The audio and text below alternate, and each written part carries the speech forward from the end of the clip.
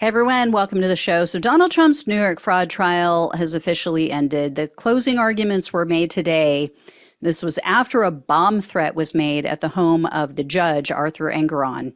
The police confirmed that Judge Engoron appeared to be the victim of a swatting incident, but they refused to discuss any of the details. So closing arguments were slightly delayed, not by much though.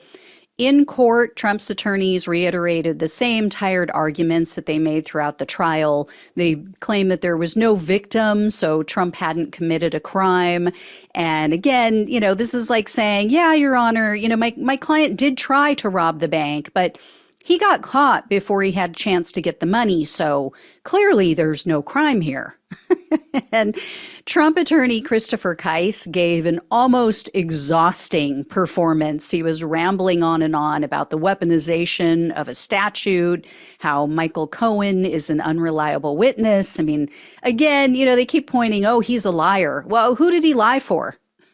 Who did he lie for? He lied for Trump. So when Kise finished, Judge Engoron said, quote, "Thank you, Mr. Kise. That was quite a feat of endurance." And as I mentioned yesterday, Trump wanted to give some of the closing argument himself, but the judge denied that request because Trump basically just refused to stick to the topic at hand. However, in a last-minute decision, Judge Engoron agreed to allow Trump to speak. So it went exactly as you would imagine. The stable genius toddler threw a total Trumper tantrum for about 6 minutes. He did everything but stomp his feet and shake his binky at the judge. Trump whined and he said, quote, "The financial statements were perfect. There were no witnesses against us. The banks got paid back. The banks are as happy as can be. There's no fraud. What's happened here, sir, is a fraud on me. This is a political witch hunt. We should receive damages for what we've gone through. If I'm not allowed to talk about, it really is a disservice. I would say that's a big part of the case. I would say it's 100%. And then Trump also said, quote, "We have a situation where I'm an innocent man. I've been persecuted by someone running for office. I've built buildings all over the city. I've never had a problem. Until now, they want to make sure I don't win again. This is election interference." I mean, first of all, he's not going to prison. So how is this election interference? I mean, there's money on the line, a lot of money. But how is it election interference? Not like he's going to be locked up. This doesn't stop him from running for office.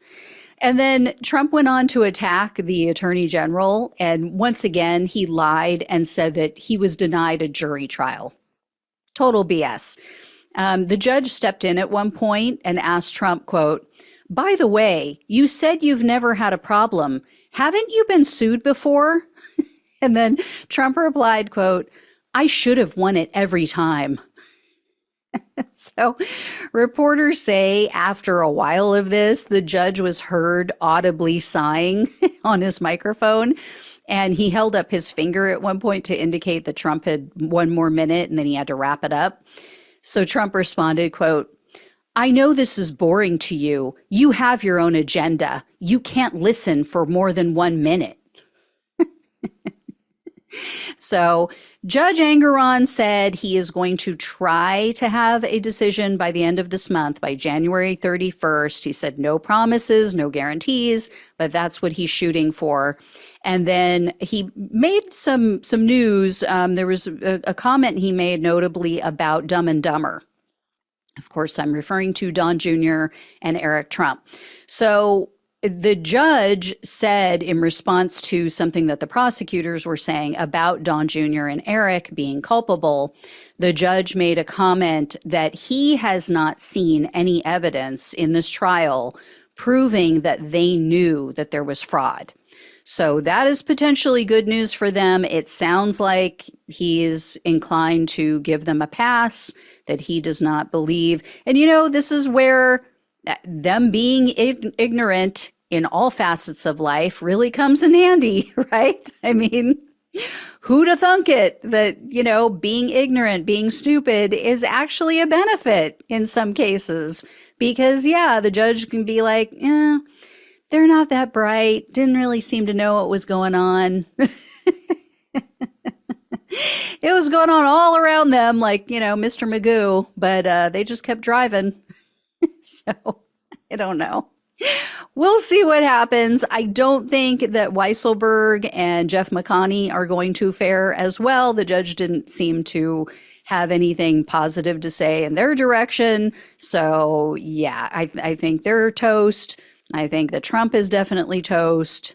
I mean, we all know he's already been ruled against, but yeah, it's possible that the Trump family can still do business, I guess, under Don Jr. and Eric's name. Ugh. Wow. I mean, talk about failing up. Talk about being famous for being famous. They are the Kardashians and the Jenners of the real estate world, aren't they? Anyway, thank you all so much for watching and listening. Please like, please share, and subscribe. Please donate if you possibly can. Love you all. Take care. Talk with you soon.